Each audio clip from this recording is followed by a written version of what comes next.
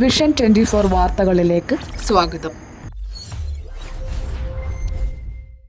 KSEB ജീവനക്കാരുടെ DA കുടിശ്ശിക ഉടൻ വിതരണം ചെയ്യണമെന്നും ഒഴിഞ്ഞുകിടക്കുന്ന തസ്തികകളിൽ ഉടൻ നിയമനം നടത്തുക, തടഞ്ഞുവെച്ച ലീവ് സറണ്ടർ ഉടൻ വിതരണം ചെയ്യണമെന്നും കുറ്റ്യാടിയിൽ നടന്ന Kerala electricity employees confederation Nadapuram division സമ്മേളനം സർക്കാരിനോട് ആവശ്യപ്പെട്ടു. KPCC സെക്രട്ടറി VN ചന്ദ്രൻ ഉദ്ഘാടനം ചെയ്തു. കേരളത്തിലെ ഇത്തരം മേഖലകളിലുള്ള തൊഴിലാളികളായ അല്ലെങ്കിൽ ജീവനക്കാരായ ഭൂരിപക്ഷം ജീവനക്കാരും മറുഭാഗത്തുള്ള സർക്കാർ വിലാസ സംഘടനകളായ അവരുടെ താൽപ്പര്യങ്ങൾ ഹനിക്കപ്പെട്ടിട്ട് പോലും ഈ ജീവനക്കാരും ഇതുപോലെയുള്ള ട്രേഡ് യൂണിയൻ സംവിധാനങ്ങളും ഈ സർക്കാരിനെതിരെ തൊഴിലാളികളുടെ അവകാശങ്ങൾക്ക് വേണ്ടിയുള്ള പോരാട്ടം അവസാനിപ്പിച്ച മട്ടാണ് കഴിഞ്ഞ 4-5 വർഷമായി നമുക്ക് കാണാൻ സാധിക്കുന്നത്. കാരണം ഇടതുപക്ഷ ജനാധിപത്യ മുന്നണി ആയതുകൊണ്ട് ആ മേഖലയിൽ ഭരണപക്ഷ അനുകൂല സംഘടനകൾ അവകാശങ്ങൾക്ക് വേണ്ടി സമരം ചെയ്യുന്നില്ല.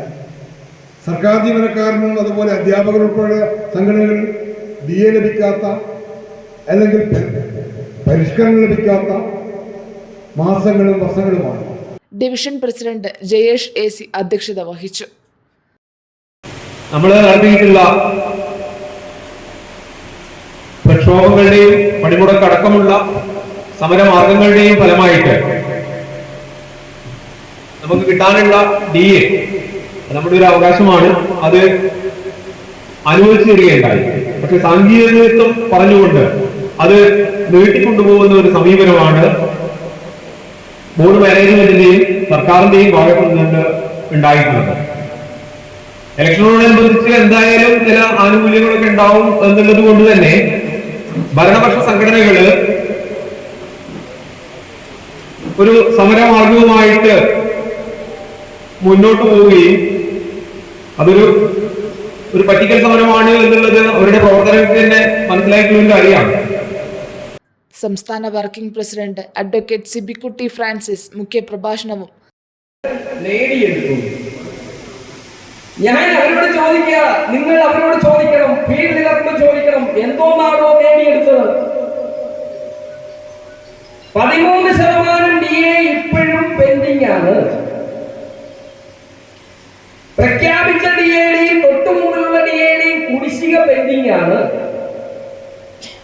മുമ്പേ ജയേഷ് പറഞ്ഞതുപോലെ 2 വർഷം കഴിഞ്ഞ് പ്രഖ്യാപിച്ചിട്ട് 2 വർഷം ജോലി ചെയ്യുന്നത് തരൂല എന്ന് പറയുന്നതിനെ കൈയടിച്ച് സ്വീകരിക്കുന്ന കമ്മ്യൂണിസ്റ്റുകാരനെ ഒറ്റപ്പെടുത്തണം തൊഴിലാളികൾ. കുടിശ്ശിക ഇല്ലെങ്കിൽ പറയുന്നത് ഞങ്ങളുടെ സർക്കാരെല്ലാം തന്നതാണ്. പെട്രോളിന്റെ 2 രൂപ കൂട്ടിയില്ലേ? എന്തിനാ കൂട്ടിയത്?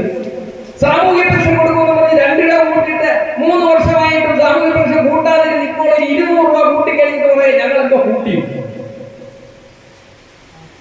KSEBയെ സംബന്ധിച്ച് കഴിഞ്ഞ 9 വർഷം ലഭിച്ച അത്രയും മഴ നമുക്ക് ഇതുവരെ ലഭിച്ചിട്ടില്ല. എന്നിട്ട് 3 പ്രാവശ്യം കട്ടിയാർജ് കൂട്ടി. കട്ടിയാർജ് കൂട്ടുന്നതിനെ എതിർക്കുന്ന സംഘടനയല്ല നമ്മൾ. പക്ഷേ ഇത് ജനങ്ങളുമായിട്ട് ബന്ധപ്പെട്ട ഒരു പ്രസ്ഥാനമാണ്. നമ്മൾ ജനങ്ങളാണ് നമ്മുടെ യജമാനന്മാർ. ജനറൽ സെക്രട്ടറി ഷമീം നാട്ടിമംഗലം സംഘടനാ വിശദീകരണവും നടത്തി. പോരാട്ടങ്ങൾ നടത്തിയ ഈ സ്ഥാപനത്തിലെ ഏക സംഘടന കേരള ഇലക്ട്രിസിറ്റി എംപ്ലോയീസ് കോൺഫെഡറേഷൻ എന്ന നമ്മുടെ സംഘടനയാണ്. അതുകൊണ്ട് തന്നെ വരാനിരിക്കുന്ന റഫറണ്ടത്തിൽ നമ്മുടെ സംഘടന കഴിഞ്ഞ കാലങ്ങളിൽ നടത്തിയ പോരാട്ടങ്ങളെ സംബന്ധിച്ച് ഈ സ്ഥാപനത്തിലെ ജീവനക്കാരെ ബോധവാന്മാരാക്കിക്കൊണ്ട് വരാനിരിക്കുന്ന റഫറണ്ടത്തിൽ ഈ സ്ഥാപനത്തിലെ അംഗീകൃത സംഘടനയായി നമുക്ക് മാറേണ്ടതുണ്ട്.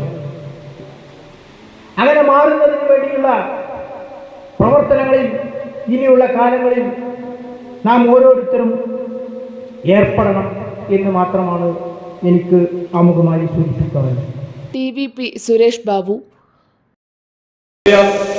ഒട്ടനവധി ആനുകൂല്യങ്ങൾ എല്ലാം തന്നെ ശരിയില്ല എന്ന തരത്തിലേക്കുള്ള സമീപനവുമായി മുന്നോട്ട് കൊണ്ടുപോകുന്ന ഒരു സർക്കാരും ഒരു മാനേജ്മെന്റുമാണ് ഇന്നിവിടെ ഭരിച്ചുകൊണ്ടിരിക്കുന്നത്.